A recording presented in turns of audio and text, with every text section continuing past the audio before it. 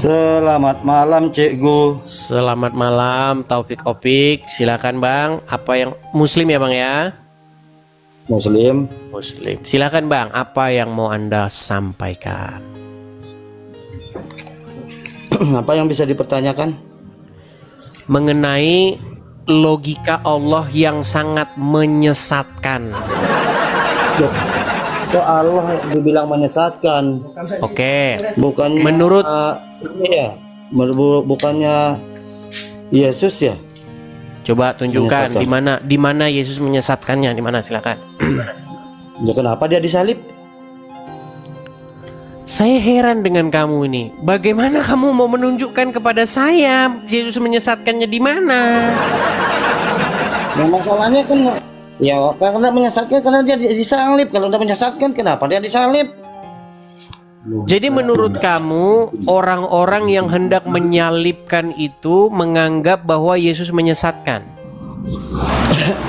Ya kalau enggak dia ada salahnya kan enggak dia disalib toh. Logikanya kan begitu, Bro. Baik. Jadi menurut kamu karena Yesus menyesatkan makanya orang-orang hendak menyalibkan dia. Berarti kamu setuju? Berarti kamu setuju terhadap orang-orang yang hendak menyalibkan Yesus? Ya mau tidak mau karena saya lihat yang namanya kan itu kan anak Tuhan. Dikatakan anak Tuhan itu masa disalibkan enggak mau secara bodohnya aja ya. Masa enggak, sebentar Bang, pelan-pelan Bang. Apakah kamu setuju dengan orang-orang ahli-ahli Taurat, mayoritas orang-orang Yahudi yang ingin menyalibkan Yesus karena Yesus menyesatkan? Iya. Oke, Anda Muslim ya? Iya, saya Muslim. Oke, di dalam Al-Quran ada tidak kehendak orang-orang Yahudi ingin menyalibkan Isa? Yo, kok orang Yahudi maksudnya? Di dalam Al-Quran, di dalam Quran surat An-Nisa ayat 157, wa qaulihim inna qatalnal masih ibnu Maryam wa ma qataluhu wa ma salabuhu walakin syubiha lahu. Jadi orang-orang Yahudi hendak menyalibkan Isa. Nah, menurut Anda karena apakah sosok Isa itu menyesatkan?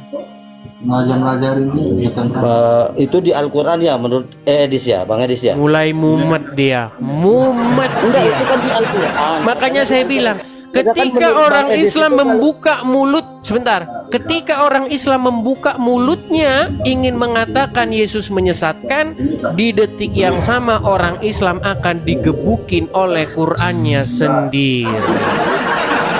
Ya, kan menurut Bang Edis itu bukan menurut saya Bang, bukan menurut saya. Coba perhatikan Bang ya. Anda menuduh, Anda mengatakan bahwa Yesus menyesatkan. Itulah sebabnya orang-orang hendak menyalibkan dia, betul? Tidak. Ya saya pertanyakan. Sekarang berubahlah. Pertanyaannya apa? Allah itu menyesatkan kan? Sebentar, Yesus dulu. Nanti kalau Anda sudah tidak ketemu di mana Yesus, Bang, pelan-pelan Bang, pelan-pelan. Tenang. Anda kan menuduh bahwa Yesus menyesatkan. Itulah alasannya bahwa orang-orang hendak menyalibnya. Lalu saya bantah.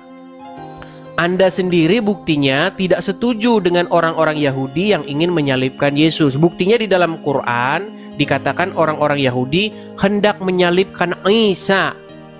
Apakah Anda setuju bahwa karena Isa menyesatkan sehingga orang-orang Yahudi ingin menyalibnya? Ya, karena dia menyesatkan makanya disalib. Berarti Anda setuju bahwa Nabi Isa menyesatkan sehingga hendak disalib? Enggak, kalau iya kan menurut kami kan itu nabi. Tapi kenapa dasar apa saudara Edis itu menganggap dia itu sebagai anak Tuhan? Lompat gitu lagi kan? Lompat lagi. Bang, yang kita bahas ini Bang, apakah Anda setuju bahwa karena sosok itu menyesatkan orang Yahudi? Yang pastinya saya tidak setuju lah. Nah, tidak setuju. Jadi tiadalah mungkin bagi seorang muslim untuk mengatakan bahwa Yesus itu menyesatkan. Tiadalah mungkin. Nah, sekarang saya ingin membuktikan yang sebaliknya, bahwa Allah mempunyai logika yang sesat. Apa logika sesat Allah? Nih, perhatikan. Apa logikanya? Oke, baik. Menurut Allah, barang siapa yang tidak berbuat dosa, maka Allah akan musnahkan dia dan diganti dengan kaum yang berdosa, sehingga kaum tersebut bertaubat. Karena Allah suka dengan pertaubatan. Memang Allah nyuruh harus melakukan yang nggak baik gitu ya? Loh, bagaimana caranya bertaubat kalau tidak berbuat dosa dahulu? Siapa yang nyuruh? Allah. Allah mengatakan, kalau kamu tidak berbuat dosa, maka kamu akan saya musnahkan. Nggak mungkin. Nah, baik, kita tunjukkan dalilnya. Makanya saya bilang, Bang, inilah logika sesat Allah. Makanya Bang, barang siapa yang mempelajari tentang sifat-sifat Allah, maka disitulah dia akan membuang Allah terus. Baik, saya tunjukkan dalilnya. Kalau itu ngajarin kita kehidupan sesat, saya tunjukkan dalilnya. Saya tunjukkan dalilnya. Tenang Bang, jangan emosi, sabar, jangan emosi. Kita diskusi dengan baik di sini. Saya tunjukkan ya. Baik, saya tunjukkan. Saya balikkan kamera saya. Sungguh nekat yang nyata ini, wahai orang-orang Islam. Mereka tidak tahu isi daripada ajarannya. Perhatikan. Perhatikan ya. Hadis, seandainya tidak berbuat dosa, niscaya Allah akan memusnahkan kamu. Ini lihat nih, makanya bikin dosa loh. Sebentar, saya bacakan dulu Bang. Saya bacakan dulu. Ini ada pertanyaan. Assalamualaikum Dato. Tidak mana Kak? Saya ingin bertanyakan soalan. Boleh jelaskan kepada kami? Dengar dulu Bang. TV. Ya. Demi zat yang jiwaku di tangannya, seandainya kamu tidak berbuat dosa sama sekali, niscaya Allah akan memusnahkan kamu seluruhnya. Jadi menurut Allah, kamu harus bikin dosa supaya nanti ada alasan untuk bertaubat. Kalau tidak bikin dosa, gimana caranya mau bertaubat? Inilah logika sungsang Allah. Udah. Silakan. Oke. Yang saya herankan, Bang Edi sendiri kan tidak percaya sama Al-Quran. Betul tidak? Betul. Karena ajarannya begini, bagaimana saya mau percaya? Kalau bilang mana tuh hadis mengatakan seperti itu, kok kayak abang itu kayak orang kesurupan percaya banget dengan tulisan yang Al-Quran yang seperti yang tidak dipercayakan tadi. Bang, justru karena isinya seperti itu, makanya saya tidak memeluk agama Islam. Berikan alasan yang logika lah. Katanya kan tidak percaya. Oke. Tapi sekarang bila berarti menurut ajaran tersebut, umat muslim harus bikin dosa nggak? Berarti menurut hadis tadi, umat muslim harus bikin dosa nggak? Ya enggak seharusnya. Kalau tidak bikin dosa dimusnahkan, bagaimana sih ini orang ini? Tapi dasarnya Allah akan memusnahkan, dengar. Allah akan memusnahkan suatu kaum kalau kaum tersebut tidak berbuat dosa. Sebentar, Bang Idris bilang tidak percaya Al-Quran dan hadis, betul tidak? Tidak percaya karena isinya seperti itu. Ya karena tuh sekarang kenapa kayak orang percaya banget memvonis Allah Subhanahu Wa Taala seperti itu. Bang, yang dimaksud tidak percaya di situ adalah tidak mengimaninya. Saya tidak mengambilnya sebagai satu pedoman hidup. Itu maksudnya. Kenapa saya tidak mengambil satu pedoman hidup? Karena ajarannya melawan akal sehat. Bagaimana mungkin kalau tidak bikin dosa akan dimusnahkan? Justru kalau tidak bikin dosa, itu seharusnya menjadi umat kesayangan. Ini malah dimusnahkan, gimana? Tetapi yang paling lucunya apa? Abang kan orang Kristen ya, ya kan? Oke. Abang percaya dalam arti yang disalib itu anak Tuhan, ya kan? Lompat, silakan. Enggak, saya nanya ini. Enggak, Anda lompat dari bahasan. Anda sudah lari kemana-mana. Betul. Sekarang saya nanya ini, biar care lo. Sebentar.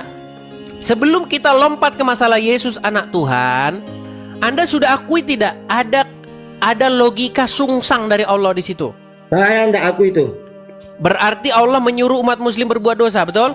Tidak pernah. Kalau tidak berbuat dosa akan dimusnahkan, betul? Seandainya pun dia yang menyuruh, dengar ya baik-baik ya.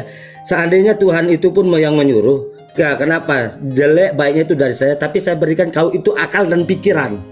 Tenang, tenang. Nah, kalau orang tidak berbuat dosa, dia akan disayang sama Allah atau dimusnahkan sama Allah. nah terus? Jawab dulu. Kalau seorang muslim tidak berbuat dosa, dia akan dimusnahkan atau disayang sama Allah? Karena tetap yang namanya kesempurnaan yang tidak ada dosa itu adalah milik Allah. Saya ulangi lagi pertanyaan saya. Kalau seorang muslim tidak berbuat dosa, maka akan disayang sama Allah atau dimusnahkan? Itu katamu. Meninggal kau. Jadi intinya itu bang, makanya saya bilang tinggalkanlah agama Islam dengan segera. Iya, karena cacat logika. Nah, saya akan tinggalkan Islam dengan satu catatan, syarat. Jawab pertanyaan Akui saya. dulu itu, betul tidak bahwa itu catatan logika? Tidak. Coba, kalau umat muslim tidak berbuat dosa dimusnahkan atau disayang? Itu katanya Bang Edis. Saya tunjukin lagi hadisnya. Anda yang baca hadisnya ya. Saya nggak percaya Al-Quran dan hadis. Kenapa harus Anda yang percaya kepada Quran dan hadis? Yang bego itu siapa yang kelihatan? Yang Anda maksud percaya di sini apa? Iya, percaya Al-Quran dan hadis. Yang saya maksud percaya di sini adalah mengambilnya sebagai pedoman hidup. Apakah Anda mengambilnya sebagai pedoman hidup? Sebentar, apakah Anda mengambilnya sebagai pedoman hidup? Tidak sebagai pedoman hidup, karena saya punya akal dan pikiran mana yang baik. Nah, berarti Anda tidak percaya lagi kepada hadis. Makanya saya bilang teman-teman, barang siapa yang mendalami hadis, maka sudah dekat waktunya dia akan melemparkan hadis tersebut ke tong sampah. Nah, sudah saya bilang. Sekarang masuk akal enggak? Bang Edis tidak percaya Al-Quran dan hadis, ya? Tidak percaya di situ dalam pengertian tidak mengambilnya sebagai pedoman hidup. Nah, bila mana ada bahasa kata-kata yang seperti itu, abang kayak gimana ya? Kayak langsung dihipnotis gitu loh untuk mempercaya akan Al-Quran dan hadis itu. Nah, coba kalau memang betul tidak percaya, kenapa harus memberikan contoh seperti ini? Kenapa Allah itu? Karena itu yang Anda ambil sebagai pedoman hidup. Artinya Anda masuk ke dalam jerat. Anda masuk ke dalam jerat syaiton. Kenapa? Karena Anda diwajibkan untuk berbuat dosa supaya Anda bertaubat. Nah, inilah makanya yang saya bilang logika sungsang dari Allah. Bagaimana caranya supaya bertaubat? Ya harus maling dulu, masuk penjara dulu, baru bertaubat. Sementara logika Tuhan di dalam Bible, jangan berdosa supaya jangan masuk penjara. Gitu loh. Nah, logikanya Allah, malinglah dulu supaya masuk penjara dan bertaubat. Makanya yang saya bilang, Allah menurut kacamata Bible tiada lain adalah syaiton yang terkutuk yang menjerat manusia dengan tipu daya. Itu kan saya tanya Bang Edis. Oke. Makanya sekarang saya tanya, Bang Edis percaya Al-Quran dan hadis kan? Nah, balik lagi kau ke situ. Kau dibawa dulu belajar kau sana, dibawa dulu belajar.